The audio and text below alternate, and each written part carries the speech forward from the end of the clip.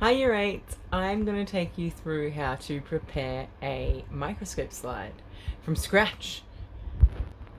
So I'm going to make a slide with a little bit of onion membrane. I'll do some red onion too so you can see the difference. And I'll do some banana slides, and also I'll show you the elodea again. And over here I've got some dyes. So sometimes we like to dye the cells so we can see different components clearer. So I got some methylene blue, which is good for dyeing like cell walls and nucleuses. Got some iodine, which is going to be great to dye starch granules in the banana. And I got water because we use water when we make a wet mount, which I will show you in a minute. So I've got my microscope slides, cover slips, which are a really thin bits of glass that you slide on top. And I'm going to need my probe to help move the specimen around, scalpel and tweezers. So the first slide we'll make is one with an elodea leaf. So now when I pull out the slide, very important that you only touch the sides because your fingers have a lot of grease on them and you don't want to get your finger marks on the slide. So you can touch this bit because this frosted part is where we write put the label on, but try not to touch these sides. We only ever handle it like this. So I'll put that down there. Now I'm going to use my tweezers to grab one leaf of elodea. Okay. And I'll put it down. I'll use my probe to hold it. Now with a wet mount, we always put a bit of deionized water on there just to kind of fill up the area so we're not looking at air bubbles. So 1, 2 drops. And then we put a cover slip on top. So again, we try not to touch the actual flat part of the glass.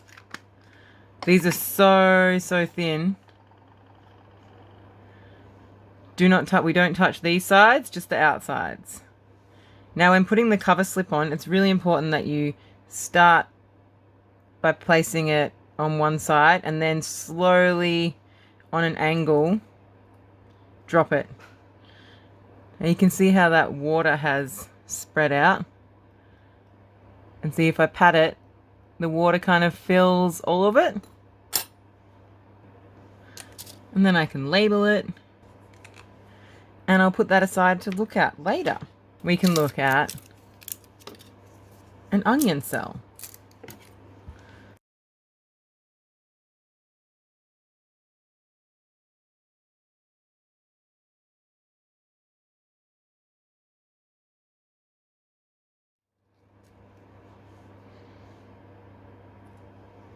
Then again, I'm getting my probe to help flatten it out.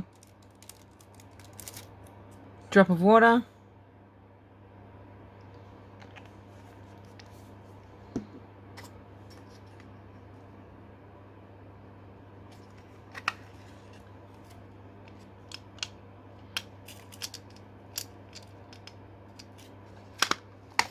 Cover slip. Holding onto the sides. And going from an angle. Dropping it slowly on an angle. Doop.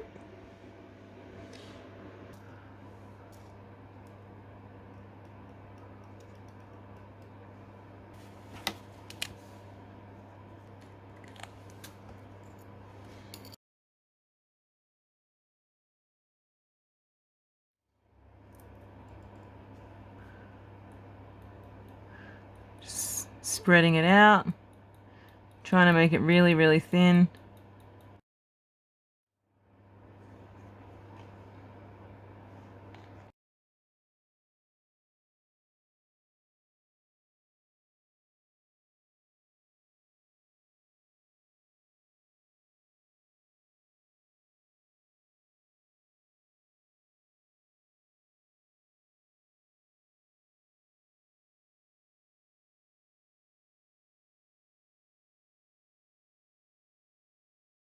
All right, there they are in focus. Now let's go up one magnification and focus again with the fine focus. There you go. And we'll go up one more and focus. There you go. Can you see the chloroplasts?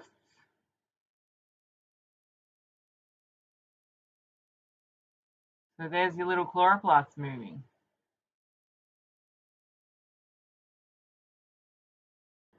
Okay, this is really cool because you can see the green chloroplasts and you can actually see like the dark green components of the chloroplasts inside them.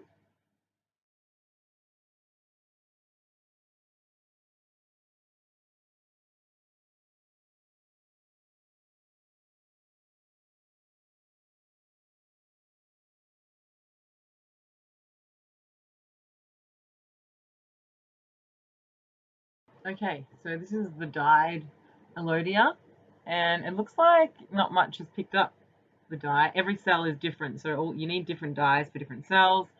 So it looks like the methylene blue has dyed the cell wall, but that's about it. It hasn't dyed the chloroplasts. They're still green. Okay, so this is the onion membrane. You can clearly see the really long, skinny cells all packed together. You can see some nucleuses. They're a bit hard to see, but see right in the middle of the shot there, those dots in each cell, they're nucleuses, nuclei. That's the nucleus. Now you can see all these dark bits, they're all just bubbles of water. And see, if I move the slide across, you can see here where the membrane's all kind of folded up. See, it's all folded over itself. But over here is where it's a bit flat and we can really see individual cells. So they're quite long and skinny. So it looks like we can only kind of make out the cell wall and some nuclei. I'll try and dye it and we'll see if that makes a difference. All right. So there's the dye. All right. So now we're on 10. The objective lens 10. Let's go to 40. All right. So there's the whole cell. There's the end of the cell. Oh. Can we find the nucleus? Oh, there one. Is that the nucleus? Can we see any nuclei? Okay, I can't find any nuclei, but what the hell are they? These like little bugs inside the onion cell? Look like bubbles. But they're moving.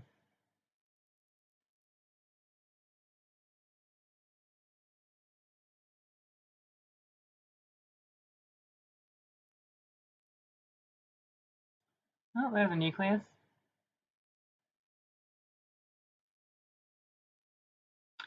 Okay, there's an onion cell and a nucleus.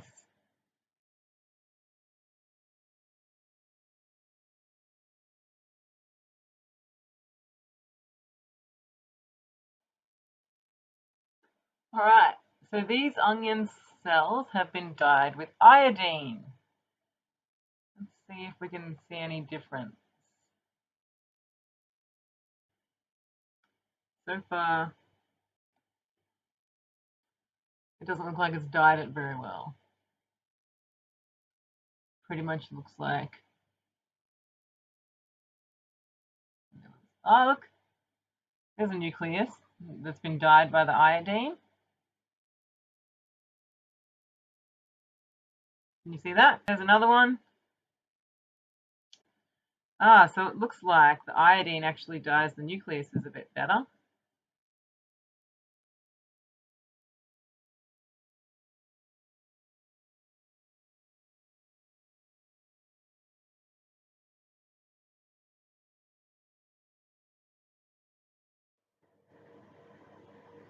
Okay, so this is really cool because you can clearly see two layers of cells here.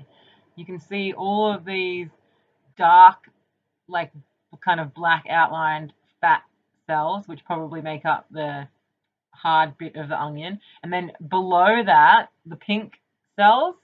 The pink is actually really huge vacuoles filled with pink liquid. And they're filling up those long skinny cells that we saw on the membrane. But you can see the outline of the large chunky cells, the like fatter cells above it. Can you see those weird little squares? I don't know what they are. How weird is that?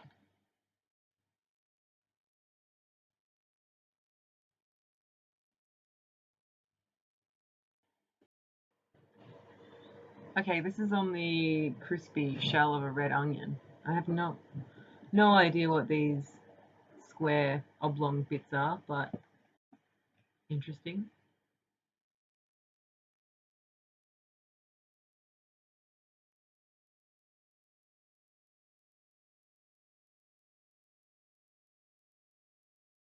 Yeah, they're a bit more floppity than less organized than the onion cells because it's not in a thick membrane. But you can see all of these single cells floating around. And can you see those dark grains inside the cell? They are actually starch granules because banana has a lot of starch in it. So you can see this one now that's right in the middle. It's got quite a lot of starch granules. Let's see what it looks like close up. Okay, so now we're on 10 times magnification times 10 of the objective of the ocular lens. So that's 100 times magnification. That is one banana cell full of starch granules. Can you see that?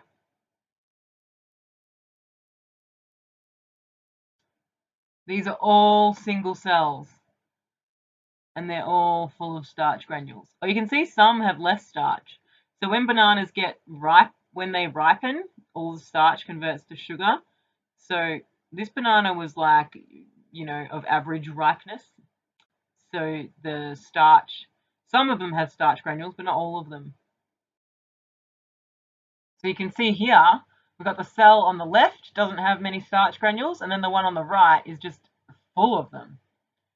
Okay, I'm going to dye some banana cells with iodine now, because iodine, as we all know, makes starch go purple. Okay, so here's my old banana slide.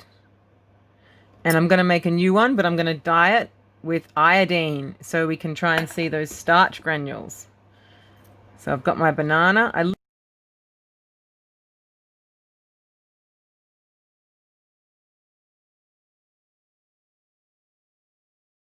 Okay, so this is our banana dyed with iodine.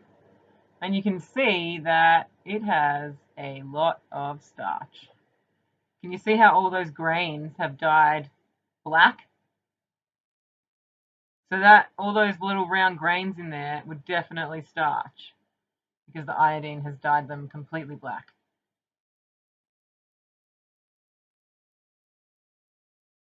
Okay.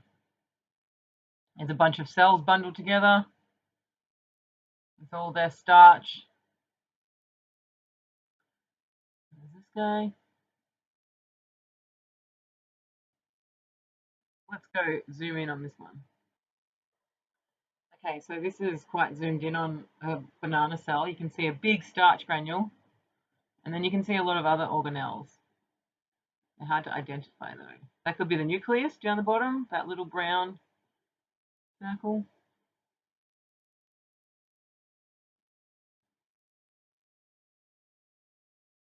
There's another banana cell.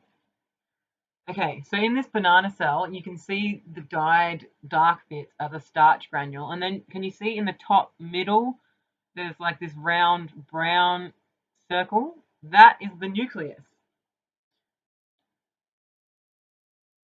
Oh, there you go. That brown circle, nucleus. Starch.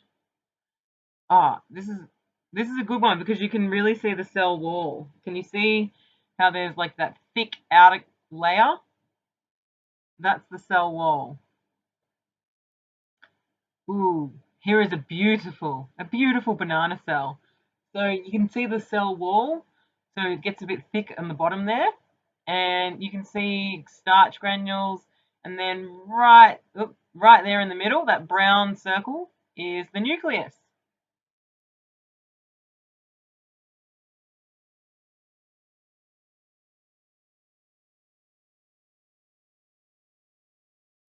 Okay, so you can see this little cluster of cells. Every single one of them is jam-packed with starch. Whereas in the ripe banana, there were many cells that had no starch. Crazy.